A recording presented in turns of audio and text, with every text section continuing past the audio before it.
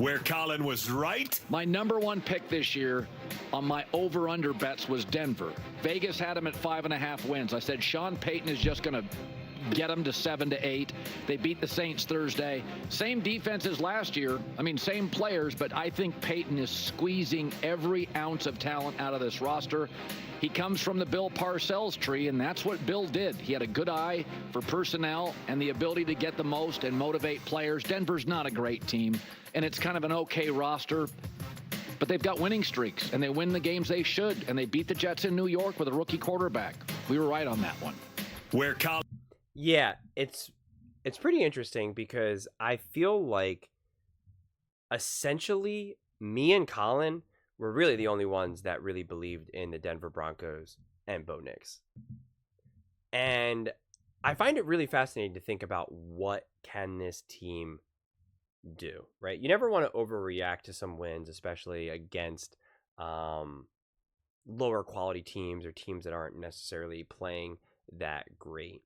But I think what can't be ignored about the Denver Broncos is that for the first time in a long time, they're moving in the right direction, right? They're getting better, they're improving. Like, you can look at this team and say that the future is bright. Like, do they need to get better? Do they need to get better players? I believe so, right? But what's crazy about the AFC is, I just did a clip to just a minute ago, like literally just a minute ago, for First Things First. And they were talking about how there's no clear top 7 teams in the AFC right now, and that they believe that a 9-win team will make the playoffs. And I mean, that's totally fair game for the Broncos, right? I'm not going to pretend and sit here and say they're going to get to the playoffs and they can beat the Chiefs and the Ravens. Let's go. I'm not going to say that. I have zero idea. But the fact that they could be a legitimate playoff team, right? I mean, like, that's exciting. Like, I'm curious at the end of the day, and this is my direct question to Denver Broncos fans.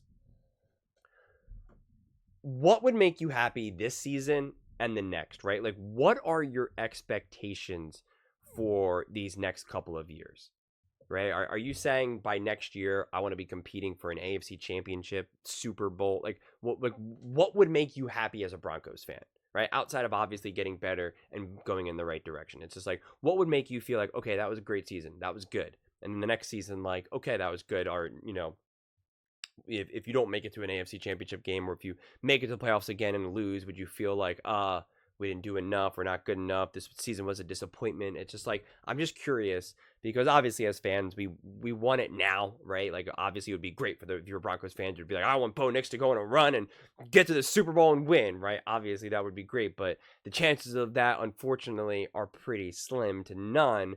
So it's like, what are the actual realistic expectations? What can you hope for? What do you think at the end of the day would make you feel like that was a good season, that was a fun season, that was an accomplishment? Because for me,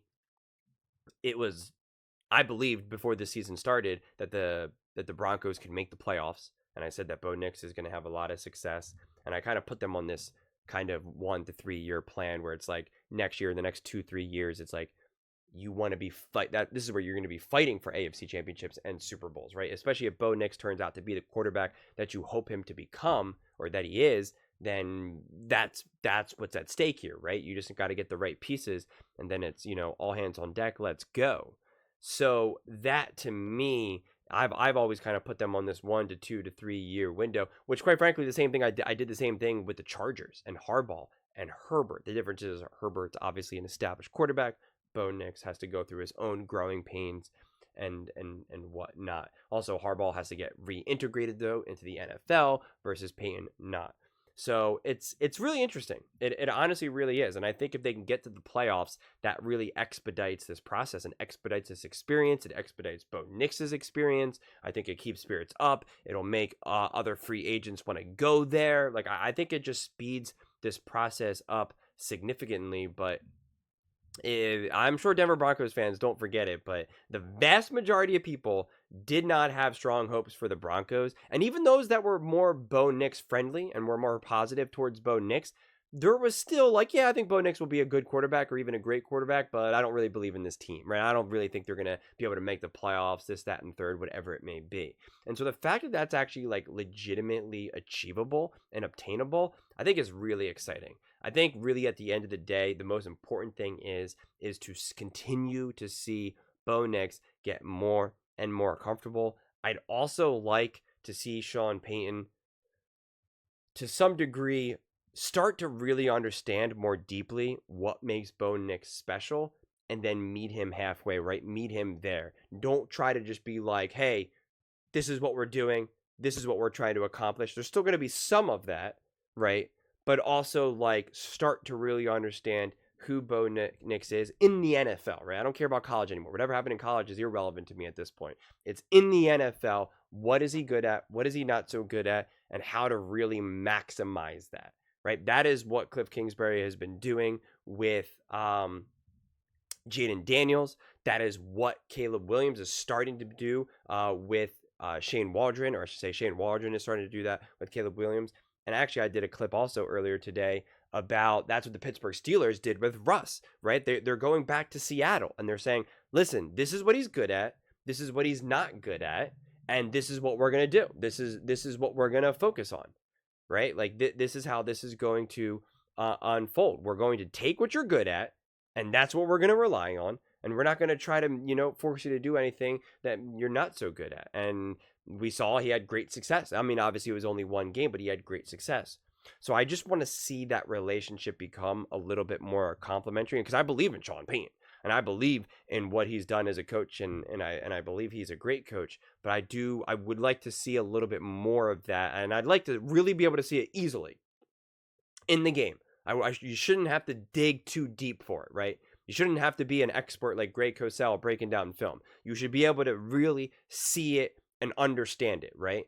But it's a toss-up, because on one side you also use this season as a playground to grow, to be like, well, I need to figure out more what you're good at and what you're bad at, right? Like I'm using this season as a way to figure this all out. And maybe you're only average at something right now, and my job this season is to try to bring that up, right? And that's definitely part of it. That's why, a rookie year can always be confusing, especially when there's specific expectations, because at the end of the day, the perfect environment for a rookie quarterback, if they're going to actually play, is to actually be like, as a coach, you'd be like, I do not care if we win or lose, right? I do not care. This season does not matter. I swear for the life of me, if you throw 10 interceptions in a game, I do not care, because every game is a practice, right? It's a real game. It's a real live practice. Speed, you can get hit, but it's a practice, right? Like, because that would technically actually be the best environment. That is how you're going to learn, how you're going to grow.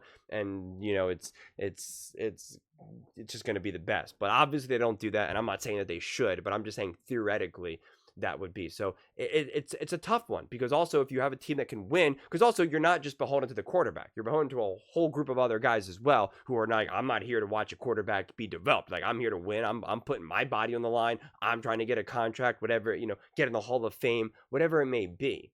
So it's a delicate balance. But when you have a team that can actually win, that can fight for the playoffs, it might be like, well, you know what? I don't got time to try to figure out what your strengths and weaknesses are. I know you're weak here. I know your strength here. We're not going to try to develop or anything. Like, we're just going to put you in a situation to win. Like, let's go, right? It's kind of the whole short-term versus long-term game situation. So I'd like to see it a little bit in the middle right now, right? Continue to develop Bo Nix, continue to give him the place to make mistakes, because he's a rookie and he's going to, but also try to start to really lean on and maximize what he does best, minimize what Sean Payton, because I don't care what my opinion is, what Sean Payton believes he does, what he's weaker at, and just put him regularly, consistently in a position to succeed, not necessarily to grow. Again, both games should have both. Put them in a position to grow and put them in a position to succeed. They need to have both. And I think if they do that,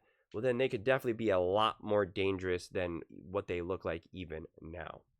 But those are just my thoughts. I'd absolutely love to hear yours.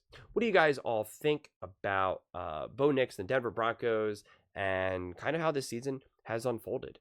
Let me know in the comments below. I read every single comment, so whether you agree with me or disagree with me, either way, let's get in some discussions, let's get in some fights, but ultimately, let's just have some fun.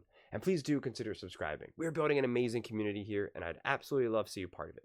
I want to build something that we all genuinely feel connected to, something that we're really excited to be part of. I think we're well on our way to doing it. And please don't forget to give this video a thumbs up, as it really does help with the visibility and the algorithm. Thank you so much, and see you next time.